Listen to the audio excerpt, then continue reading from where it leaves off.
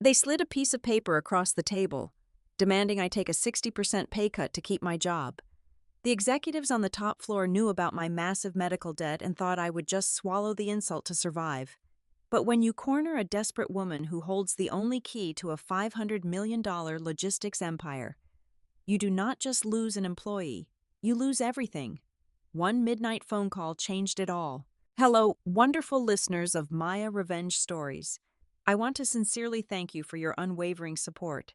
But unfortunately, YouTube has demonetized our channel, leaving us without the operating budget to continue, which means we are forced to stop uploading new videos here in the near future and will transition entirely to Patreon. If you find today's story compelling, please support us by joining our Patreon channel to hear even more exclusive, true stories that are longer, feature highly detailed situations we cannot publicize on YouTube, and include multiple emotional voice actors bringing a single story to life. You can join by scanning the Patreon QR code on your screen or by clicking the Patreon link in the description or the pinned comment of this video. Now, let us begin today's story and step into the shoes of a woman named Mariana Salinas. The bitter chill of a Chicago winter was nothing compared to the absolute freezing temperature inside the boardroom on the 42nd floor of Aetheris Logistics Solutions. I was 32 years old, serving as the lead logistics systems architect, and I had just spent the last 48 hours practically living at my desk. We were in the dead center of a catastrophic winter supply chain crisis, and I was giving everything I had to keep the company afloat. My eyes were bloodshot. My coffee had gone cold hours ago, and my mind was heavily weighed down with complex routing algorithms when the abrupt summons came. Sitting across the massive mahogany table was Julian Thorne. He was the newly appointed Chief Executive Officer, parachuted in by the ruthless venture capital fund that had recently acquired a majority stake in our company. Julian was the textbook definition of corporate greed, wrapped in a tailored Italian suit. The moment I stepped into the glass-walled room, the suffocating scent of his obnoxiously expensive cologne hit the back of my throat. He did not look at me like a human being. He looked at me like a line item on a spreadsheet that needed to be erased, with a manufactured, industrial smile that did not reach his cold eyes. He pushed a single sheet of paper across the polished surface of the table. "Take a seat, Mariana," he said, his voice dripping with faux sympathy. I picked up the document. It was an amended employment contract. My eyes scanned the heavy black ink, and then they stopped. The numbers felt like a physical knife twisting into my ribs. My salary, which I had earned through 7 years of grueling, relentless dedication, was being slashed from $145,000 down to a measly $58,000, a 60% pay cut. The justification printed below the soul-crushing numbers was a masterclass in corporate deceit. It claimed that due to a so-called automated algorithmic restructuring, my position was being downgraded to a mere regional support role. But I was the architect. I knew the system better than anyone alive. The dirty truth behind this piece of paper was entirely transparent to me. Julian needed my intellect, my experience, and my endless hours of labor to complete the upcoming federal transport project, a massive undertaking worth $500 million. He intended to squeeze every last drop of my technical genius to secure that government contract, while simultaneously stealing my rightful compensation to artificially inflate the executive bonus pool for himself and his cronies. He wanted to steal the bread from my table to buy his next luxury vacation. He sat back in his leather chair, steepling his fingers, watching me with the smug satisfaction of a predator who has cornered a wounded animal. Julian had clearly done his homework. His background check did not just cover my employment history, it dug into my deepest personal nightmares. He knew exactly why I could not just walk out the door. He knew I was drowning.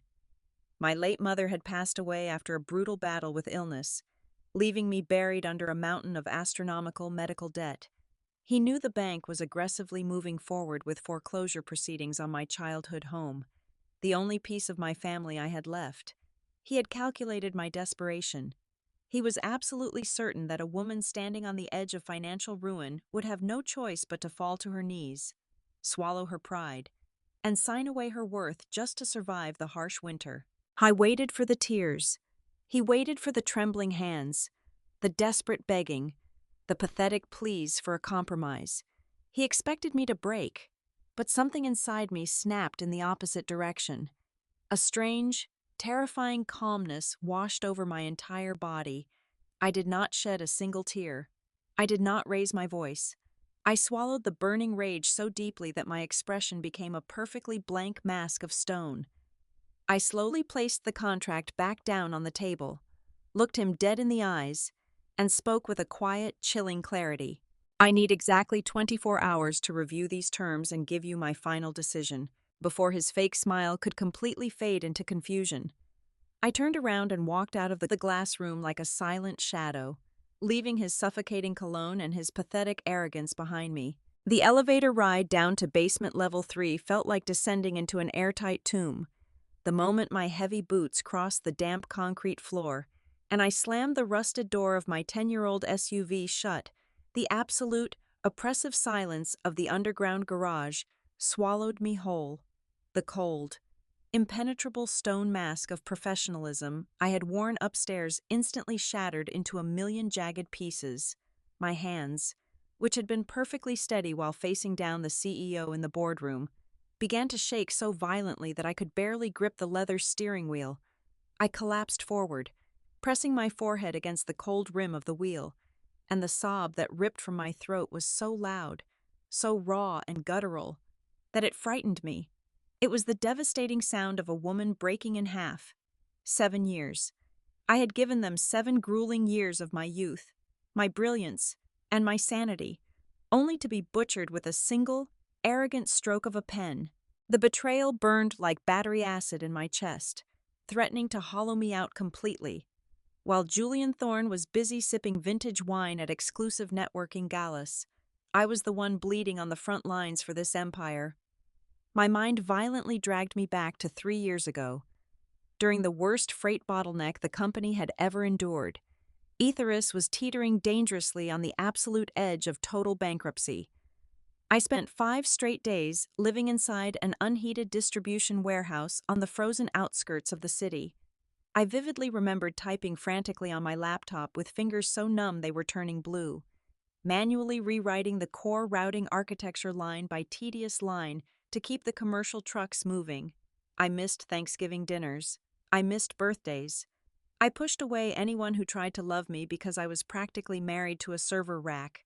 I had literally coded their financial salvation from scratch, pouring my soul into their framework. And their ultimate gratitude was a sharp blade right in my back.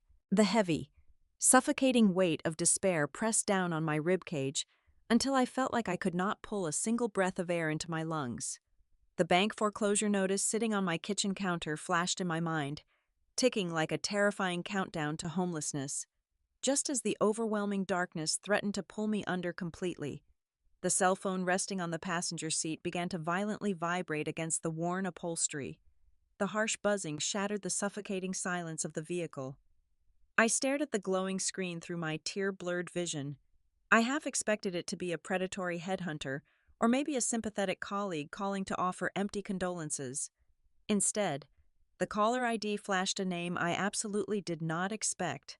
Marcus. He was an independent logistics subcontractor who handled external freight operations for Ethirus. I aggressively wiped my face with the back of my sleeve, took a deep, ragged breath to steady my shaking voice, and pressed the answer button. Before I could even form a basic greeting, Marcus's voice exploded through the speaker in a state of absolute, sheer panic. He was breathing heavily, the frantic clacking of keyboard typing echoing loudly in the background. Mariana, thank God you picked up. You need to fix this right now. The entire outbound transfer portal just collapsed and I have overseas clients screaming at me. I frowned, wiping the remaining moisture from my cheeks. That did not make any rational sense. My domestic architecture was perfectly stable. I asked him what transfer portal he was talking about. In his frantic, unhinged state, Marcus talked way too fast, his professional filter completely vanishing in the face of an IT disaster. The data migration portal. The one the top floor ordered us to use to quietly mirror your entire back-end architecture to that third-party contractor in Singapore, the tax shelter project. I stopped breathing. The air inside the car suddenly turned to ice. They were secretly cloning my life's work to sell it offshore. They were preparing to migrate the core infrastructure to evade domestic taxes, which explained exactly why they were trying to force me out with a humiliating pay cut. They did not just want my salary, they wanted to steal my intellectual property and erase my footprint entirely. But then, Marcus groaned in severe frustration, delivering a line that would permanently change the trajectory of my entire life. Look, I am trying to push the migration through, but that proprietary code block of yours, the one named MS Core, keeps throwing a massive error. It is outright denying access.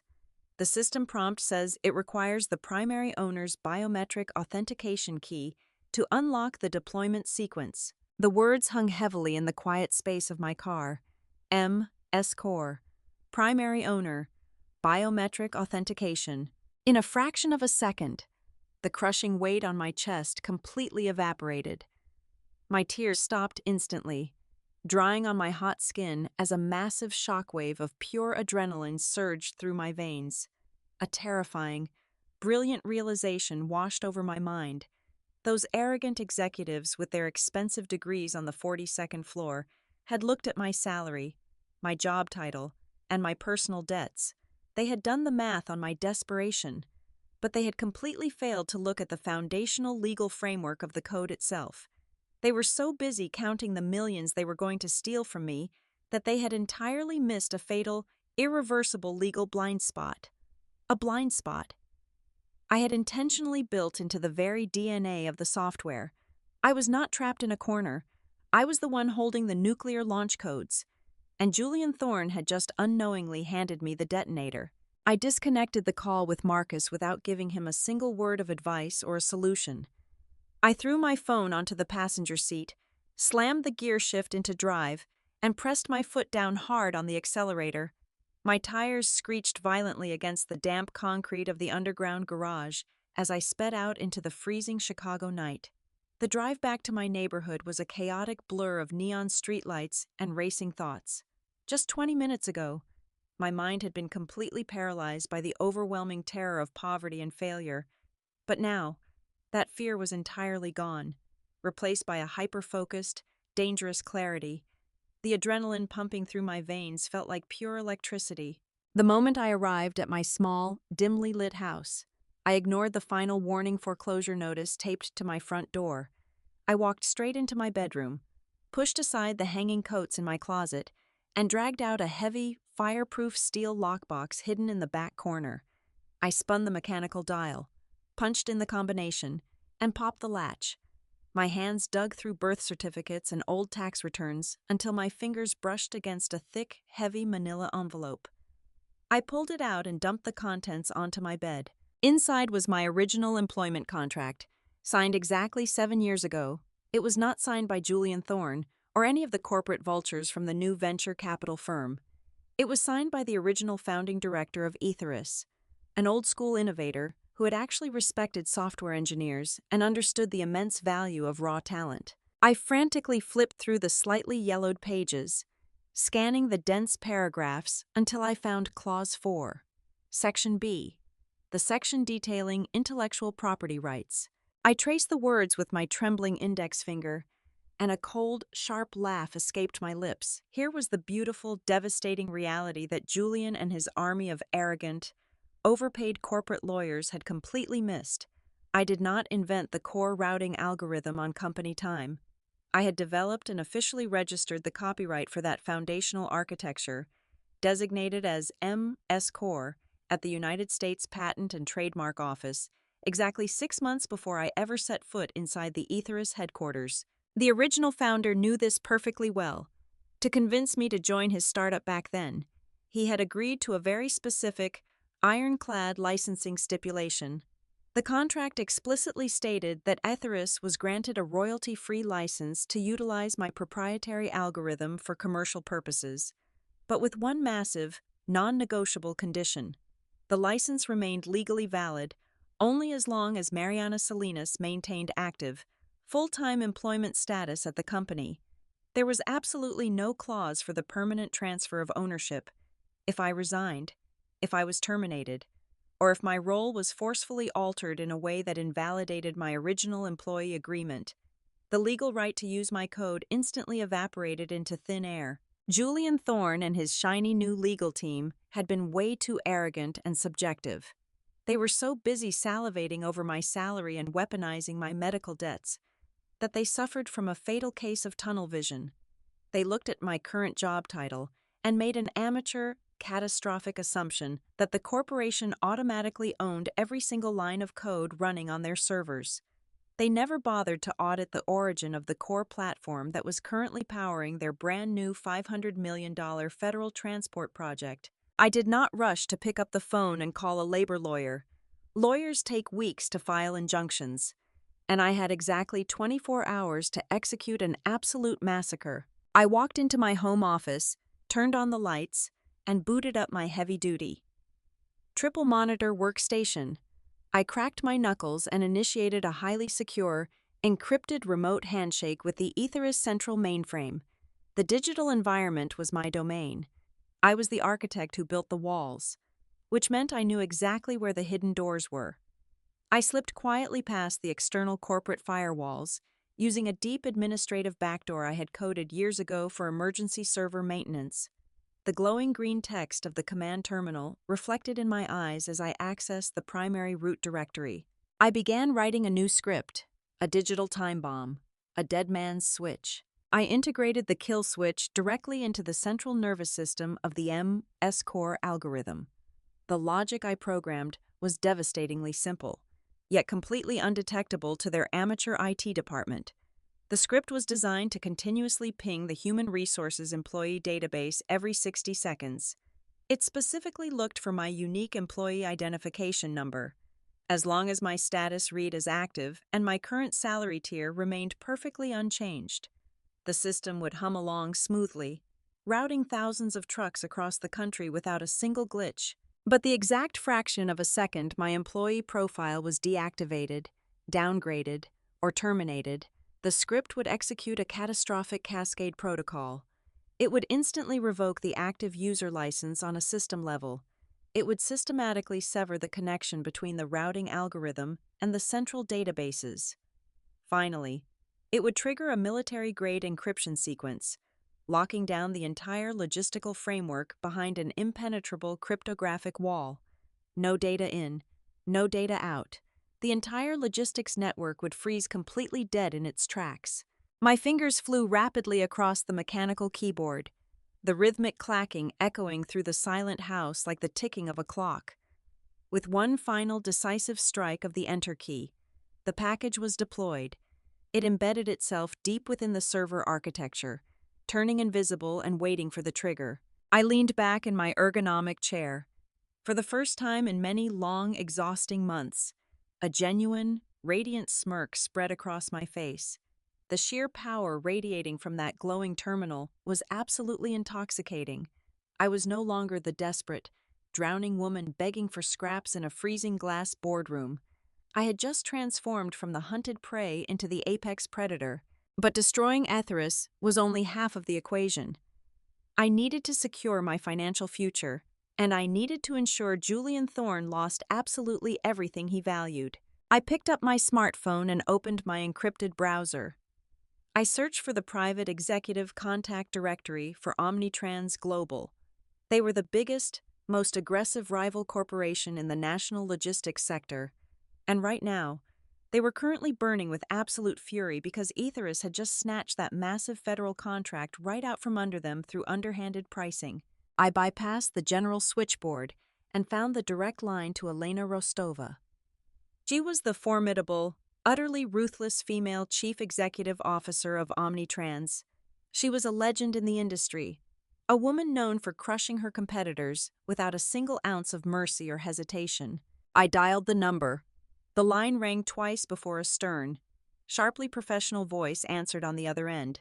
Elena Rostova speaking. I took a deep, steadying breath, letting the ice in my veins temper my words into a weapon. Ms. Rostova, you do not know me yet, but my name is Mariana Salinas. I am the lead systems architect at Aetherus Logistics Solutions. I hold the exclusive intellectual property rights to the core algorithm currently running their entire federal infrastructure. And by tomorrow morning, I am going to legally rip that infrastructure straight out of their hands, leaving them entirely paralyzed. I have a proposition for you, and it is going to win you a $500 million government contract by Monday morning at exactly 8 o'clock in the evening. I stepped through the heavy, polished brass doors of the most exclusive, private steakhouse in downtown Chicago. The atmosphere inside the dimly lit establishment was thick with the scent of aged leather upholstery, expensive cigars, and roasting prime meat. It was the kind of elite fortress where million-dollar corporate acquisitions were brokered over rare cuts of beef and crystal glasses of scotch that cost more than a month of my rent. But tonight, I was not walking into this room as a subordinate employee begging for scraps. I was walking in as a kingmaker, holding the absolute power to shift the balance of the entire logistics industry. I easily spotted Elena Rostova sitting alone at a secluded corner booth, partially obscured by the warm, amber lighting of a low-hanging chandelier. She was a strikingly elegant woman in her late 50s, wearing a razor-sharp tailored blazer, her piercing ice-blue eyes assessing my every movement as I approached her table. Elena did not become the chief executive officer of Omnitrans Global by playing nice. She was a renowned apex predator in the commercial transport sector, a veteran corporate warlord who had spent decades ruthlessly dismantling her competition. I knew she was deeply intrigued by the cryptic nature of my phone call, but I also knew I had a very narrow window of time to prove my undeniable worth before she dismissed me as just another desperate, disgruntled worker. I did not bother with polite corporate pleasantries. I did not ask for permission to take a seat. I slid directly into the plush leather booth opposite her, maintaining absolute, unwavering eye contact, before a formally dressed waiter could even approach us to offer menus. I swiftly unclasped the lock on my leather briefcase.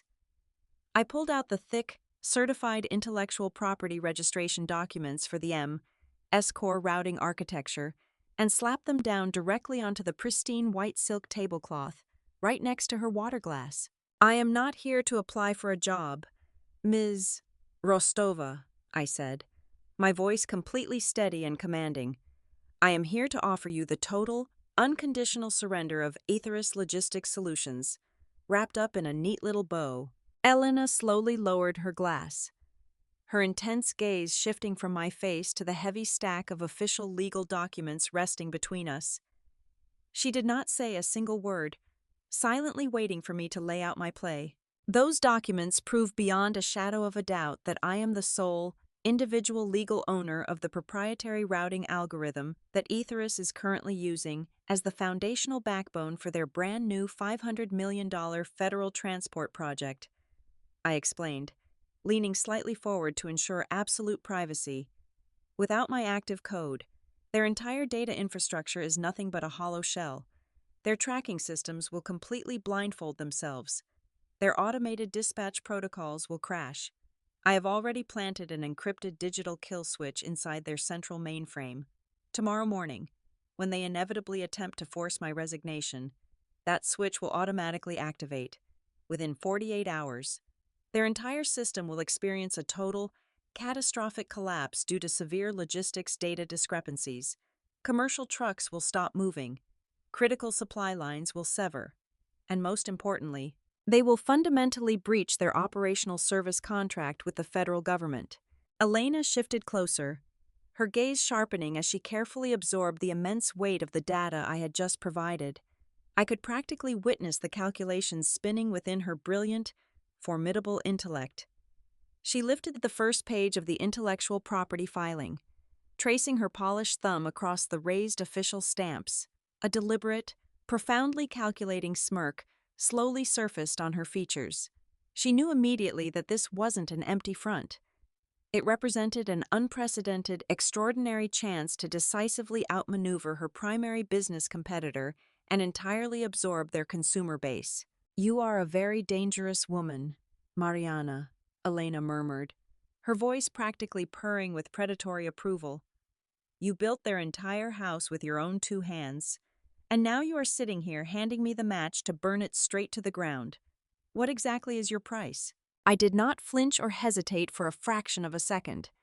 I knew my exact market value down to the final cent. I want an upfront payment of $2,500,000 for the exclusive corporate usage rights to the M-S-Core algorithm, I stated, my tone leaving absolutely no room for negotiation.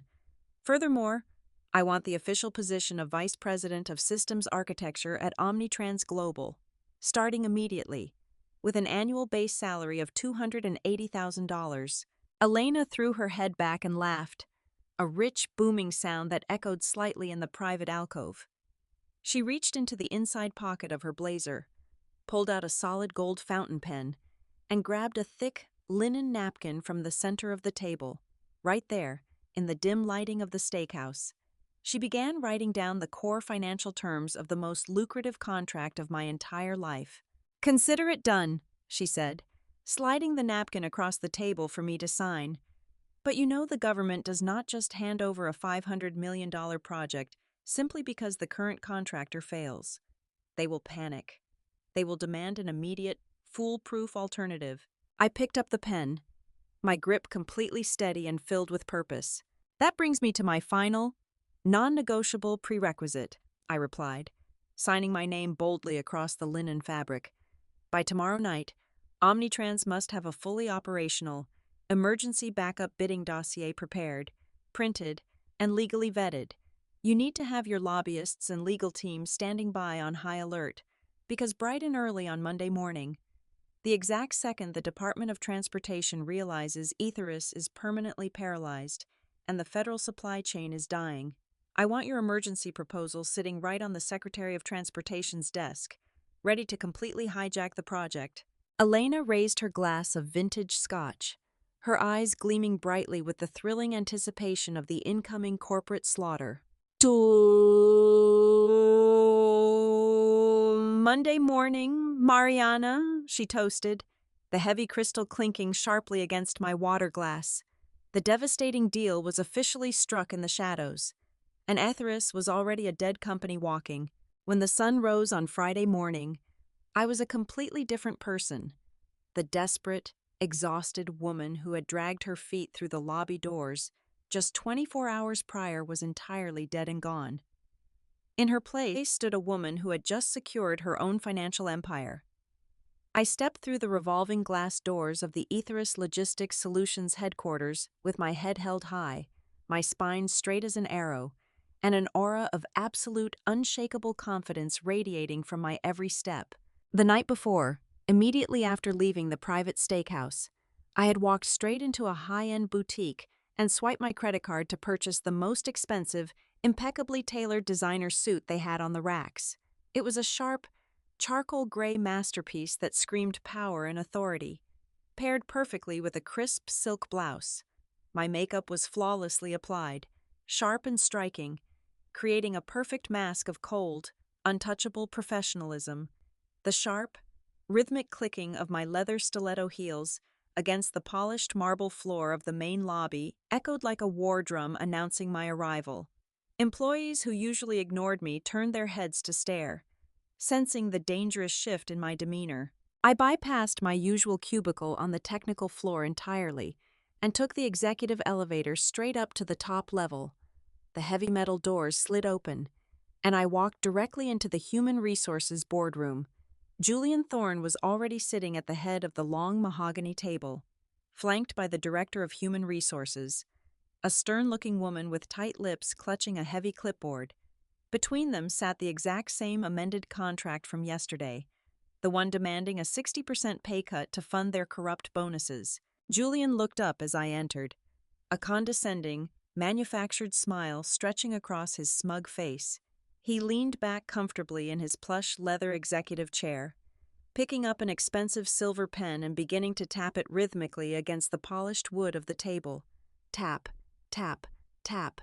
It was a deliberate, psychological tactic designed to rush me, to make me feel small, compliant, and overwhelmingly anxious. Mariana, right on time, Julian said, his tone dripping with patronizing pity and false warmth. "I assume you have had the night to process the situation and have finally come to your senses. We have a massive amount of work to do today to finalize the federal project rollout. So let us just get this ugly little administrative restructuring out of the way. Sign on the dotted line right now, and you can keep your job." The Human Resources Director pushed the contract slightly closer to my edge of the table, offering a fake, sympathetic nod. They both expected me to lower my eyes, pick up the pen with trembling fingers, and sign away my dignity and my livelihood just to keep the lights on in my house. Instead of reaching for the silver pen, I let a slow, radiant smile spread across my face. It was a genuine smile of pure, unadulterated satisfaction that I had not felt in years. I calmly unclasped my designer leather handbag, reached inside, and pulled out a single, crisp piece of heavy stock, white paper. I placed it directly over the top of their insulting contract and used my index finger to gently slide it all the way across the table until it rested perfectly in front of Julian. "What is this?" he asked, his brow furrowing in severe irritation as he abruptly stopped tapping the pen. "That is my formal letter of resignation," I replied, my voice smooth, melodic, and perfectly even, effective immediately. The manufactured smile completely vanished from Julian's face in a fraction of a second, instantly replaced by a dark, ugly scowl of genuine fury.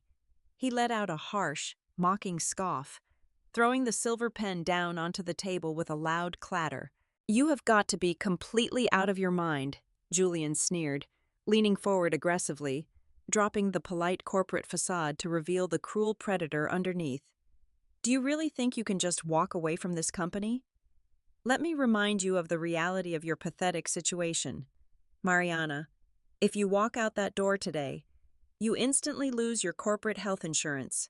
Good luck paying off those massive medical bills without it. Your bank will foreclose on your mother's house by the end of the month, leaving you completely homeless on the freezing streets of Chicago. And I personally promise you, I will make one phone call right now and have you permanently blacklisted from every single logistics firm in the entire Midwest. You will never write another line of code in this industry again. You have absolutely nothing." I did not shrink back into my chair. I did not break eye contact. The adrenaline pumping through my veins felt like absolute fire, but my exterior remained made of pure ice.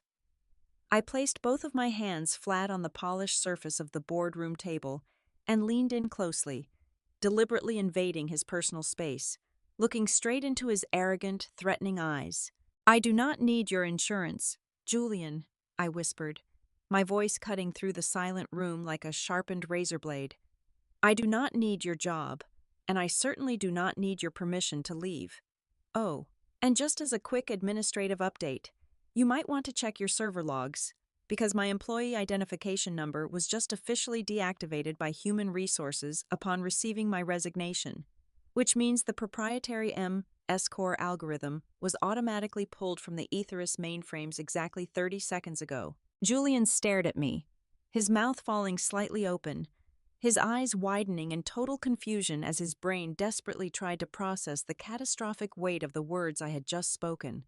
But before he could even open his mouth to formulate a response, the absolute chaos began. His personal smartphone, resting on the table right next to my resignation letter, suddenly lit up and began ringing frantically.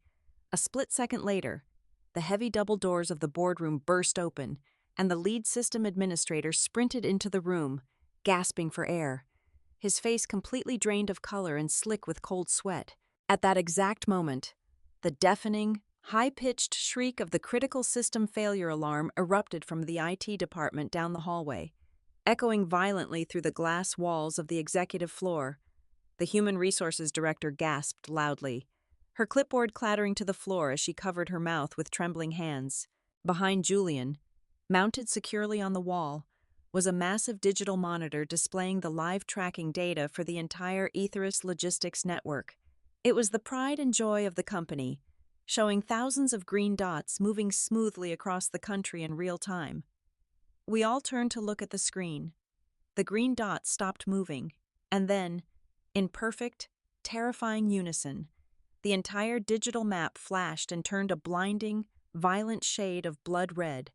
The words, "Fatal error, access denied," flashed repeatedly across the center of the massive screen in bold white letters. The entire architecture had locked itself behind an impenetrable cryptographic wall, just as I had designed it to do. Every single truck, every single shipping container, and every byte of logistical data was completely frozen in cyberspace. The network was dead, and I was the one holding the smoking gun. Total, absolute panic completely shattered Julian's perfectly manicured facade. All the color violently drained from his face, leaving him a sickly, ghostly pale. He leaped out of his leather executive chair so fast that it tipped over backward and crashed loudly against the glass wall. He lunged across the mahogany table, his hands frantically clawing at the air as if he physically wanted to grab me by the throat. "Security!" Julian screamed, his voice cracking into a hysterical, high-pitched shriek. "Get security up here right now. Lock down the building. Do not let her leave. She is sabotaging company property." I did not take a single step back. I did not even flinch. Instead, I calmly reached back into my designer handbag and pulled out a thick, legally binding folder bearing the official seal of the United States District Court. I tossed it effortlessly onto the table, right where my resignation letter lay. "Before you send your security guards to lay a hand on me, Julian, I highly suggest you read that," I said, my voice cutting through his chaotic screaming like a perfectly thrown dagger. "That is an emergency federal injunction, signed and approved by a federal judge at 6 o'clock this morning. It was graciously expedited by the aggressive legal team at Omnitrans Global. That document strictly forbids Ethirus from interacting with reverse engineering or attempting to bypass the MS-Core encryption.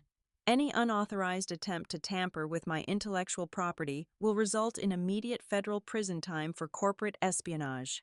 Julian stared at the federal seal, his hands shaking so violently that he had to grip the edge of the table just to keep himself standing. The lead system administrator backed away slowly, shaking his head in absolute terror, refusing to even touch the computers. They were completely trapped. I turned my back on the catastrophic wreckage of the boardroom and confidently walked out the glass doors. The satisfying sound of my stiletto heels echoed down the hallway, perfectly accompanied by the frantic, helpless screaming of a ruined CEO. Exactly 48 hours later, the inevitable reality crashed down on Ethirus, because their entire logistics framework remained paralyzed behind my encryption wall. They completely missed the critical implementation deadline. The federal government does not tolerate delays. The Department of Transportation officially terminated the $500 million contract immediately due to severe breach of operational requirements, within the exact same hour. Omnitrans Global swooped in with their flawless, prepped emergency bid and secured the entire project. The fallout was absolutely biblical. Ethirus stock plummeted into a terrifying freefall as the market reacted to the loss of the government deal and the paralyzed shipping network. The board of directors held an emergency meeting that very night and unceremoniously fired Julian Thorne, stripping him of all his lavish benefits and stock options. But losing his job was the least of his problems. By the end of the week, Julian received a formal subpoena from the Federal Bureau of Investigation, facing severe federal charges for intentionally defrauding shareholders and lying to the United States government regarding the ownership of their core technological infrastructure. 3 months later, the bleeding simply could not be stopped. Ethirus Logistics Solutions officially filed for bankruptcy. The massive empire that thought it could crush me was nothing but dust. I did not let innocent people go down with the ship, though. I sat at my massive new mahogany desk at Omnitrans, picked up my phone, and personally called every single one of my former engineering colleagues who had bled alongside me in those freezing warehouses. I hired my entire old technical team, transitioning them safely over to Omnitrans with a guaranteed 30% increase in their salaries. As for my own life, the suffocating nightmare was finally over. I used my massive upfront payment to instantly wipe out every single cent of my mother's medical debt. I paid off the mortgage in full, permanently saving my childhood home from the greedy hands of the bank. On a beautiful, crisp Friday morning, I stood on the expansive private balcony of my new corner office, the warm sunlight washing over my face as I looked out over the sweeping Chicago skyline.